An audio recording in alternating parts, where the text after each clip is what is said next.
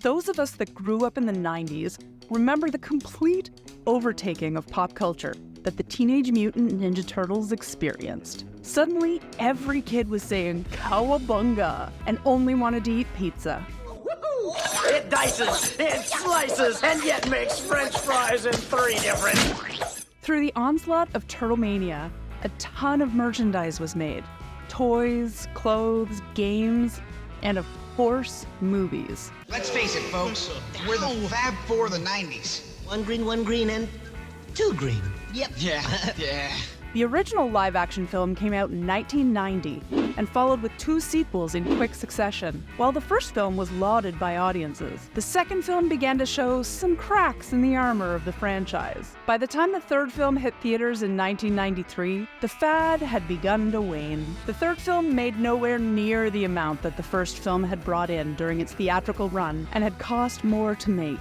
A lot of fans criticized the new suits as the Henson Creature Shop opted out of the series after the second film. Things did not look good for the bodacious bros. Studio execs turned to Turtles creators Kevin Eastman and Peter Laird to come up with ideas for a 4th installment for the series, hoping that it might right the ship and bring the tubular turtles back to the glory of the first film. But since this series is about unmade films, you know things didn't end up that way. So let's find out what the happened to that unmade Teenage Mutant Ninja Turtles 4. Hey, Raph, where are you going? Out to a movie. When Kevin Eastman and Peter Laird were contacted by the studio to come up with some ideas for a new film, they set out to do something new with the Turtles by bringing back something old. 2 titles that were thrown around for the new film were Teenage Mutant Ninja Turtles 4, The Next Mutation, and Teenage Mutant Ninja Turtles 4, The Foot Walks Again.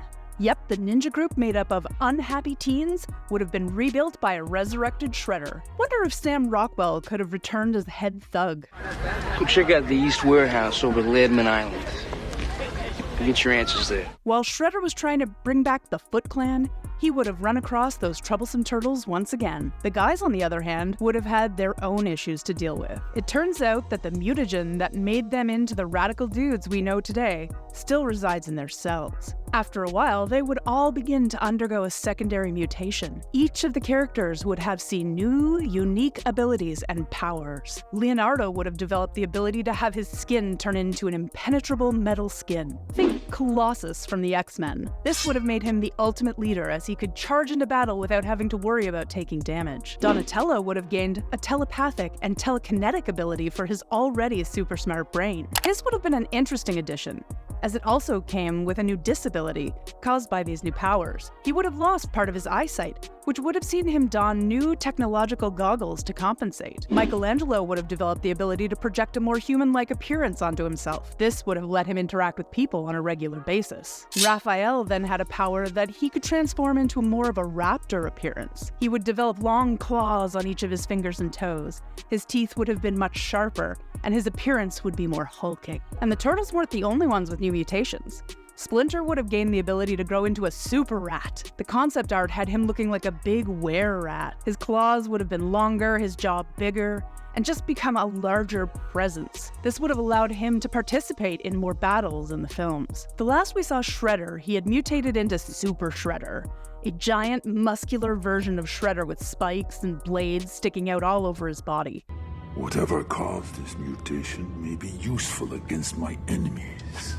Since he had been subjected to the same mutagen that the Turtles had, he also would have gone through some new mutations. But no details on what that would have been are actually known. One interesting development would have been the reveal that there had been a 5th turtle during their origin. The missing turtle would have returned, but it's unknown in what capacity. Was he a friend or a foe? Their missing sibling would have gone under the name Kirby. It would have continued the trend of naming them after famous artists, as this paid tribute to the legendary comic book artist Jack Kirby.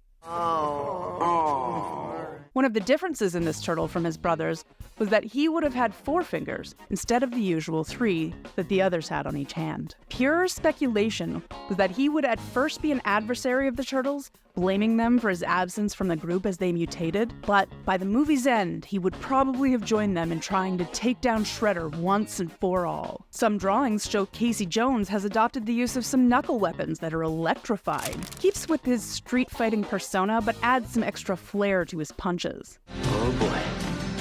Leftovers. Perhaps the most interesting piece of concept art is labeled Evil April. This artwork shows her dressed in an outfit that looks similar to X-Men's Psylocke. She is carrying a katana, and the overall look of her gives off a villain vibe. The cause of her turn to the dark side is unknown, but it would have caused the Turtles to be in for a sad showdown. I like to do a little chucking every now and then. 3 different versions of the script were written, and there was so much confidence that the film would move forward that the toymaker Playmates promoted that new figures for the film release would be available for the holiday season in 1996. In the ad for store buyers, we see the usual 4 turtles and the mysterious silhouette of an unknown turtle that presumably would have been Kirby. The details listed on the store ads say that the film would have been full of parallel dimensions and gothic dimensions. This may explain the Evil April character, but doesn't fill in much else for what the movie actually would have been. With the 3rd film underperforming and the frenzy over the Turtles property starting to die down, the 4th film was scrapped and never moved forward, although some of the ideas would show up in other places. Fox Kids would air a live-action Turtles series called The Teenage Mutant Ninja Turtles: The Next Mutation. Do not call me mutant or hottie.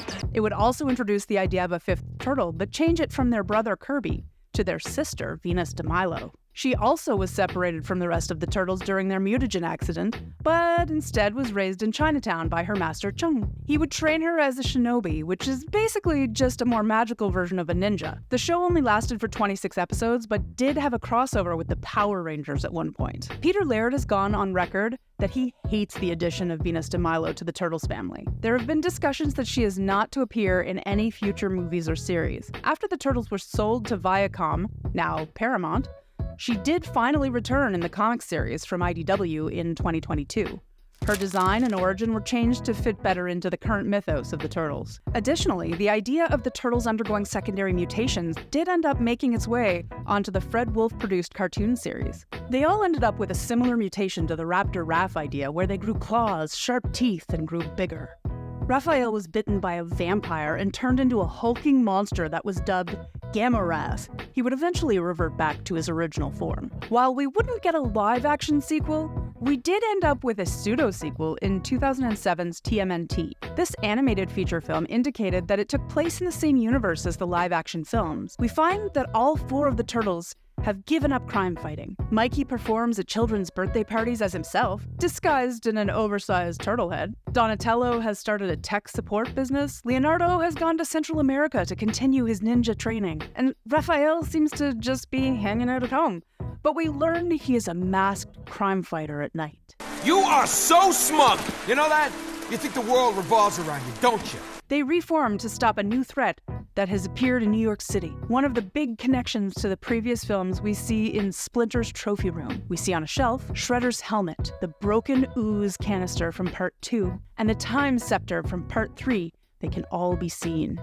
Oh, a fellow chucker, eh? This shows the audience that this film is actually the 4th part of the movie franchise. While we never did get to see the next mutation version of the 4th film, some lucky bidders got to read it. 3 drafts of the script were put up for auction by Kevin Eastman. Even though the scripts are floating around, details of the plot, or even the whole scripts themselves, have never made their way online. We can only hope that someday we'll get to feast our eyes on them. For now, we'll have to settle for feasting on some pizza and yelling "Cowabunga" at our closest friends.